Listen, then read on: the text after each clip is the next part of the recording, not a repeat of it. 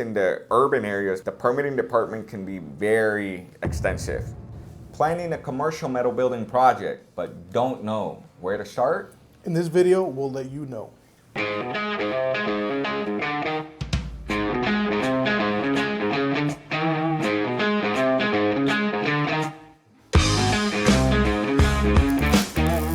Welcome back, Pack. This is Advil and David here from WolfSteel Buildings. As I stated in the intro, we're here to talk to you about what you need to know for a commercial metal building project.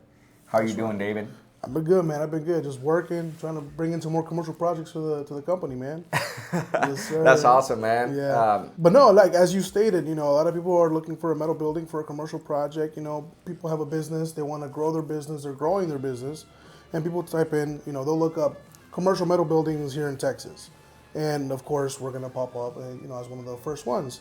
But understand, there's so much more that goes into it. There's a lot of planning back and forth, a lot of, there's so much more than just a metal building, and we'll get into that. Yeah, you're right. I mean, there's a lot to consider. I mean, from permits, planning, engineering, architectural plans, who's managing the project, and so much more. So right. I'm glad to be actually shedding some light on this process, and I'm super excited. Now, before we get into it, don't forget to like, share, and subscribe. Follow us on our other social media channels, which are our Facebook, our TikTok, and our Instagram. We've been sharing a lot of like the daily the day-to-day works. Everything that goes through the whole process, and I think it's super informative. Yeah, so like, because we can't share that on YouTube, which is what this video is about, right? But right now we've been sharing, the bills that are being completed and all that kind of stuff. So you don't want to miss out. You don't want to miss out. Now let's get this video started. Let's go. Alrighty, Pack. Let's start with the first step, and that is permits and development. Okay. Before you even start looking for a metal building you need to understand the permitting process that your property requires. Yeah, so depending on the location, the permitting can be either really extensive or really complex. It just all depends on whether if you're in urban or rural areas. Yeah, so a lot of times in the urban areas, which is like really in the city, the permitting department can be very extensive. So they'll require a long list of approvals, such as needing architectural plans, civil plans, engineering for everything, and mechanical, electrical, plumbing. So even third-party inspections at times. Yeah, no, it's a whole process. For example, I recently worked on a couple projects, one in Grand Prairie, one in San Antonio, even one in Houston, and all three buildings are used for different things. That's cool. But the process was extremely extensive. They needed everything, and it's just a long process. So it's something you have to really plan for. Yeah, and then I know we've done in the city as well certain projects that are very straightforward, very simple, especially depending on the use as well. That's another factor. We'll get more into that, but depending on the use, I know in Haltom City, those two projects. Exactly, yeah. So Haltom City, if the property's already developed, it can be pretty straightforward. Haltom City is still within city limits, but the requirements were very minimal. It was I think it was a soil test, foundation and building plans, and a site plan maybe, but it's pretty straightforward. So again, depending on your location, it could depend on the requirements. And then definitely rural areas where it's just in the middle of nowhere, the city doesn't get involved, the county doesn't get involved, they don't care. Well, there, you might not have all these requirements. Yeah. So the way that Texas is growing, that rural area eventually is going to become city. So you might want to buy in the rural areas right now. Yeah, and based on the last few years, what I've noticed is city and counties are starting to get more involved. They're starting to really want to control, how a property is being developed. Right. And so there's a lot of. I think they're planning. They're planning for the growth. They're planning for all that. And another thing too is that even if you're in the city, understand that one location might have something different than a different location. It all depends on, based on my experience, if something happens, they immediately change the laws to benefit, or not benefit, but, just overall protect the city. Yeah. And so that's something to look, to look out for. Yeah, and then before we go on to the next step, I also wanted to something you mentioned was about real estate agents, especially because a lot of clients do call in and they say, hey, I'm looking for a property, I'm looking to build, a metal building for my business for this. Yes. And you mentioned something really good. I want to elaborate was, real estate agents can actually help you with that process, right? 100%. So I've had situations where clients call and they're in the initial stages, right? And I ask them, do you already have the property? Yeah. No. Okay, great. The best thing to do is ask your real estate agent, hey, what can I build on this property? How much square footage is allowed? That's another big thing, is you want to know how much square footage is allowed on your property. Once you have that, they'll be able to guide you in saying, okay, this needs this, and that. Yep. No, you don't need this. No, you don't need that. You want to be very specific on what's the use of the building, what's going to go inside the building, what kind of activity and traffic is going to be, in the area. So your real estate agent can really help you and guide you in finding the right property for your building. Yeah, because, for example, I remember there was an experience that I had with one client. He bought a property, and I kid you not, probably in Haltom City, okay? And it was just a lot. And what he wanted to do was actually build a storage for his business. But once we looked into the plans, I told him, man, you're gonna need the city's requiring this, and this. The metal building is only a fraction of the cost. Yeah. And so he sold that lot and went and built and bought a different property outside of the city where the city and the county doesn't get involved. Right. So yeah, your real estate agent should be able to help you in understanding what it costs approximately, or what's the process to even develop and do what you want to do on the property. Right. Exactly. So once you know that the city and the county is really involved, start asking for that. Your metal building is only a fraction of the cost of everything. Parking lots, landscaping, utility connections, all that kind of stuff can really add on to, which takes us into the next step. Alrighty, Pat, that brings us to step 2, okay? This is where you determine who is going to be managing the project, okay?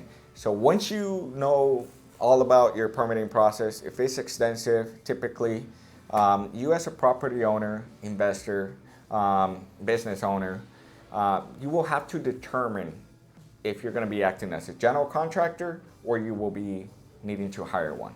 Right. This is a critical decision, right, David? Yeah, no, definitely. So if your project is extensive and they require, like we said, architectural plans, civil plans, MEPs, all that good stuff, we highly recommend you get in contact with an architect. Because the architect, what he's going to do is going to gather all the information that the city requires and then put it on a piece of paper so that it gets approved. And he's going to help you with your whole approval process. Once the building is approved, that's whenever you gather the plans and either decide to GC yourself or find a GC that's going to help manage the entire project. Everything that's on paper that the city approved, he's going to have to be able to put what's on paper, put it on the lot. That's correct.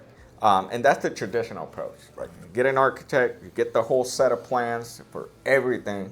And typically architects do all the research from the city of all the requirements, create that set of plans, then you turn around and then you can have GCs bid on those set of plans, right? Exactly. So that's typically the traditional approach. I know that right now you can find GCs that do the whole process for you. You just stick with them and they do everything for you. They have it all in-house. It's just a matter of your choice.